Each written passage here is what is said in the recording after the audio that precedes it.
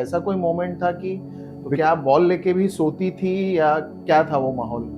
वो माहौल जब हम लोगों को हेमा दी ने मुझे कहा कि बेटा बॉल से बिल्कुल तुम्हें बहुत सबसे ज्यादा प्यार इससे होना चाहिए अगर जिंदगी में, अगर बॉयफ्रेंड चाहिए ना तो ये है बॉयफ्रेंड। हाँ, ऐसा क्योंकि करके बोलते एक्चुअली थे। बॉयफ्रेंड ढूंढने का वक्त उन्होंने दिया ही दिया ही नहीं नहीं। सबसे। तो चलो क्रिकेट बॉल को ही अपना बॉयफ्रेंड मान लिया हेमा तो दी वो ने यही बोला कि बेटा इससे जितना प्यार होगा ना तुम उतना आगे जाओगे। हमने कहा कहाँ आगे जाओगे?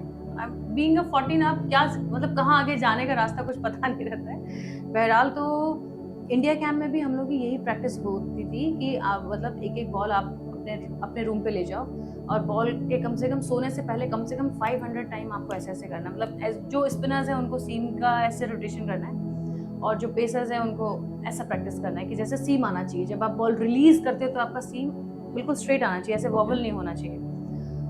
और हम लोग को स्पिनर्स को ऐसा करने से वो क्या स्पिनर्स के ऐसा करने से क्या होता है कि जैसे जब आप इधर से बॉल छोड़ते हो ना तो आपके सीम वॉबल नहीं होनी चाहिए। वॉबल होती है ना तो वो ऐसा फ्लैट पड़ता है और जब आपका सीम पे पड़ता है ना तो ही आपका टर्न होता है, भले ही वो ऑफ स्पिनर हो चाहे वो लेफ्ट आर्म स्पिनर हो या वो लेग स्पिनर हो।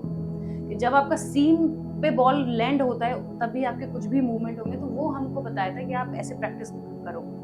तो कम से कम सुबह उठते ही बिफोर वॉशरूम उन्होंने कहा था कि कम से कम 200 टाइम्स होना चाहिए। तो हम लोग ऐसे बेड पे बैठ के ऐसे ऐसे ऐसे ऐसे करते थे पूरे दिन। कहीं भी जा रहे हैं, even we used to watch movie, वहां पर भी हमें बॉल लेके जाने का ही बताया था।